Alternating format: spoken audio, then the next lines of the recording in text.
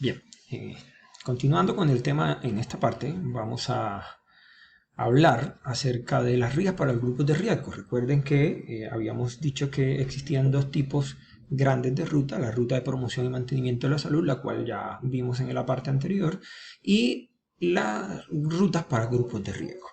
Bien, en esto de las rutas para grupos de riesgo, el Ministerio de Salud ha definido que en Colombia se clasificara la población por grupos de riesgo. Es decir, hoy por hoy, según este nuevo modelo, solamente existimos dos tipos de colombianos: los que estamos sanos o los que estamos en algún grupo de riesgo, o en más de un grupo de riesgo, porque puede pasar que estemos en más de un grupo de riesgo. Una persona, sobre todo de edad avanzada, que tiene 4, 5, 6 patologías, pues esas patologías pueden estar en grupos de riesgo diferentes, por lo que una sola persona puede estar en más de un grupo de riesgo a la vez, y eso pues, es totalmente viable. Entonces, hoy o estamos sanos o estamos en algún grupo de riesgo, pero definamos qué es un grupo de riesgo. Según el ministerio, y pues la terminología médica actual, es el conjunto de personas o condiciones comunes de exposición y vulnerabilidad a ciertos eventos que comparten la historia natural de la enfermedad, factores de riesgo en salud. Un grupo de riesgo puede asociar patologías similares o relacionadas, o bien ser una sola condición o enfermedad. Entonces, un grupo de riesgo, es decir, si yo cojo a la población hoy y esa población la agrupo y le digo: venga y se me reúnen aquí todos los que son hipertensos y diabéticos, pues ya estoy armando un grupo de riesgo. Si pongo: venga y se me sientan aquí todos los que sufren de EPOC, entonces pues ya tengo un grupo de riesgos respiratorios crónicos, y así sucesivamente. Entonces, un grupo de riesgo es ese conjunto de personas que tienen una condición común a exposición y vulnerabilidad a un evento o riesgo en salud. El ministerio para Colombia definió 16 grupos de riesgo inicialmente. Estoy hablando del año 2016, desde que sale la resolución 3202, en Colombia se definieron 16 grupos de riesgo. Ya luego pues evolucionamos a 15, pero por la fusión de algunos que ya los vamos a comentar. ¿Cuáles son esos 16 grupos de riesgo? Aquí están, para que de una pues vayamos haciendo como la idea de en cuál grupo de riesgo de eso estamos. Entonces, hay algunos grupos de riesgo viejos conocidos y otros pues nuevos por conocer. Grupos de riesgo entonces: enfermedad cardiovascular y metabólica, enfermedades respiratorias crónicas, alteraciones nutricionales, trastornos asociados al uso de sustancias psicoactivas, enfermedades por problemas de salud mental, alteraciones y trastornos de la salud oral, cáncer materno-perinatal, enfermedades infecciosas, enfermedades zoonóticas, enfermedades y accidentes laborales, violencias, accidentes relacionados con el medio ambiente, enfermedades huérfanas, alteraciones y trastornos visuales y auditivos, y trastornos degenerativos, neuropatías y enfermedades autoinmunes. Como ven, en este 16 grupos de riesgo está el 80% de las condiciones patológicas que afectan a la población. Por eso les decía antes que según este modelo yo o estoy sano o estoy en algún grupo de riesgo. Ahora, no estar sano no necesariamente significa estar enfermo. ¿Qué quiere decir eso? Yo puedo estar sano o puedo tener factores de riesgo para alguna patología sin llegar a tener la patología. Por ejemplo, yo, en mi caso personal, tengo factores de riesgo cardiovascular desde el punto de vista familiar, y como que a título personal, pues padezco un trastorno de los lípidos heredofamiliar, tengo una hipertrigliceridemia heredofamiliar. Entonces pues ya eso me pone en el grupo de riesgo de enfermedad cardiovascular y metabólica. No soy hipertenso, no soy diabético, pero muy seguramente si no hago nada al respecto ahora, en 5 años, 10 años, 20 años, seguro que sí, seré hipertenso, seré diabético o tendré un infarto, o en fin. Entonces, en este momento o estoy sano o estoy en algún grupo de riesgo. Pues yo clasifico para enfermedad cardiovascular y metabólica. Cada uno de ustedes hágase el ejercicio a ver en cuál grupo de riesgo está. Les decía pues que son 16 grupos de riesgo, pero que el ministerio finalmente el año pasado optó por hacer una fusión. Y estos tres grupos que están aquí resaltados, el 4, el 5 y el 12, quedaron agrupados en un solo grupo de riesgo que se llama salud mental. Entonces, el grupo de salud mental agrupa las condiciones asociadas a trastornos por uso y consumo de sustancias psicoactivas, algunas formas de violencia, sobre todo las relacionadas con género, violencia de la mujer, y problemas de salud mental. Ahí entran depresiones, esquizofrenias, trastornos alimenticios, etcétera, etcétera. Y además el ministerio le sumó a este nuevo grupo fusionado que se llama salud mental, le sumó epilepsia, que pues había quedado como por fuera de todos los demás. Entonces ahí están los 16 grupos de riesgo, o 15 si hablamos ya de la unificación de estos tres, en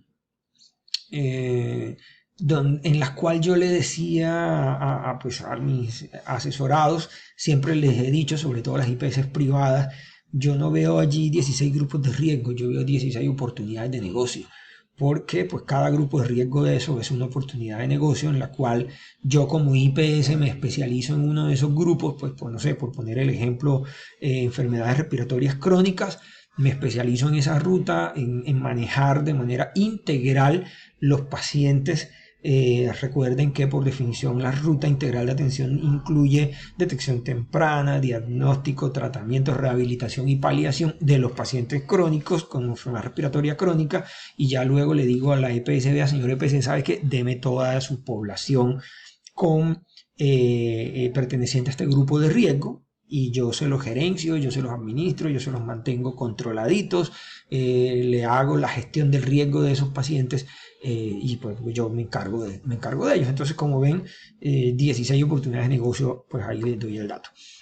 El ministerio ha definido que de estos grupos de riesgo existen dos que son obligatorios, es decir, sí o sí todos debemos estar trabajando en esos grupos de riesgo, y son materno-perinatal y cardio-cerebrovascular, que cada uno tiene su ruta integral de atención, que sumado a la ruta de promoción y mantenimiento de la salud conforman las tres rutas integrales que son obligatorias, de obligatorio cumplimiento. Entonces repaso: promoción y mantenimiento, cardio-cerebrovascular y materno-perinatal son las tres rutas de obligatorio cumplimiento. Echémosle un vistazo muy rápido a la ruta materno-perinatal. Una situación, ya lo dije al comienzo, interesante que se da es que antes en el viejo PIP, incluían a las embarazadas. Ahora no, las embarazadas no están en la ruta de promoción y mantenimiento de la salud. De hecho, cuando una mujer se diagnostica el embarazo, sale de la ruta de promoción y mantenimiento para caer en la ruta materno-perinatal. Una ruta que yo he llamado mágica, porque esta ruta por un lado entra uno y por acá salen dos, o 3, o 4, o 5, o pues lo ideal es que salgan 2, no menos de 2, ¿correcto? Ahí pues me podrán entender a qué me refiero.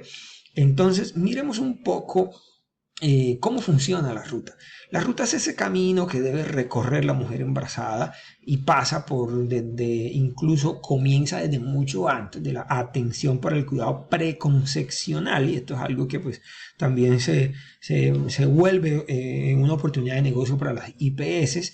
Pues existía la discusión que es que la consulta preconcepcional no la paga la EPS, que eso no está cubierto, que no sé qué. Sí, en el PIP ahora está en la ruta materno-perinatal, y si yo en mi institución tengo cómo hacerla, pues la oferto y se la vendo a la EPS, que además es obligatoria que ellos la comiencen a contratar. Si yo fuera, nuevamente ya lo fui, pero si volviera a ser gerente de una EPS, no dudaría ni un solo instante en contratar la atención del cuidado preconcepcional, porque con ese diagnóstico temprano de la mujer embarazada, desde el cuidado preconcepcional, y ya yo sé que tiene unas predisposiciones, que tiene unos riesgos inherentes que se pueden agravar con el embarazo, pues yo puedo evitarlos o lo puedo controlar mejor y me evitaré una gran cantidad de morbilidad materna y de mortalidad materna que se pudo evitar si yo hubiese podido hacer una intervención incluso preconcesional. Entonces, fundamental el tema de interrupción voluntaria del embarazo, la atención del cuidado prenatal, que con esta ruta, pues ahora se llama atención del cuidado prenatal, pero perfectamente yo lo puedo seguir llamando control prenatal, no pasa nada. Curso de preparación para la maternidad y la paternidad, que hay algo nuevo. Con PIP solamente hacíamos cursos psicoprofilácticos y después aquí ya hacemos cursos de preparación para la maternidad y para la paternidad. La atención por odontología, la atención por nutrición, la atención del parto, del puerperio, emergencias obstétricas, la atención del recién nacido. Si tiene complicaciones, pues recién nacido sale para la atención en cuidado intensivo neonatal. Si hay emergencias obstétricas, pues la mujer sale también para, por ejemplo, una preeclampsia o una eclampsia, pues sale para su manejo de su condición patológica. Atención al recién nacido, atención a la familia, que pues ahora pues tiene un miembro nuevo, y les decía que la ruta es mágica porque la mujer sale para la ruta de promoción y mantenimiento, sale para la ruta de promoción y mantenimiento, la recién parida, al curso de vida al que le corresponda. Pues si es un embarazo un adolescente, pues sale para adolescencia. Si es una mujer joven, pues sale para juventud. Si es una mujer adulta, pues sale para adultez.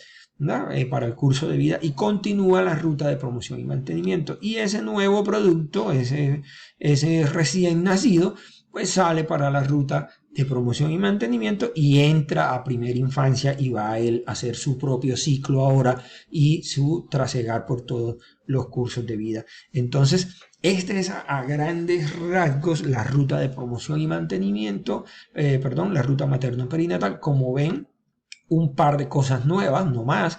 El resto prácticamente sigue igual, no ha cambiado. El control prenatal, pues hay algunas disposiciones nuevas acerca de la duración, de la frecuencia, de cuántos controles son los mínimos que debe ir una mujer si es primípara o si es multípara. La atención por odontología, pues que no ha cambiado, pero que es diferente a la atención por odontología de promoción y mantenimiento. Entonces, como ven, es una ruta completamente aparte y al momento de llegar a la contratación, pues yo tendría que garantizar con la EPS de que me están contratando no solamente las actividades de la ruta de promoción y mantenimiento, sino también las de materno-perinatal, porque si no llegamos a la situación de que, bueno, la ruta de promoción y mantenimiento llega hasta donde le hacen la prueba de embarazo a la paciente, la prueba sale positiva. En ese momento la paciente debe abandonar la ruta de promoción y mantenimiento para irse para la ruta materno-perinatal. Si la EPS solo me ha contratado la ruta materno-perinatal, pues quiere decir que no tengo contratada la atención de la embarazada. Y entonces yo tendría que decirle a la EPS, vea señor EPS, entonces ¿qué hacemos? ¿Para dónde le mando a su paciente embarazada? Cosa que no debería hacer porque debe quedar contratado la ruta materno-perinatal con la IPS de atención primaria, que también está manejando la ruta de promoción y mantenimiento de la salud. Hablemos un poco entonces ya para esta segunda parte de la contratación de las RIAs. Entonces, en la tercera parte hablamos de contratación de las RIAs y ya vamos para allá.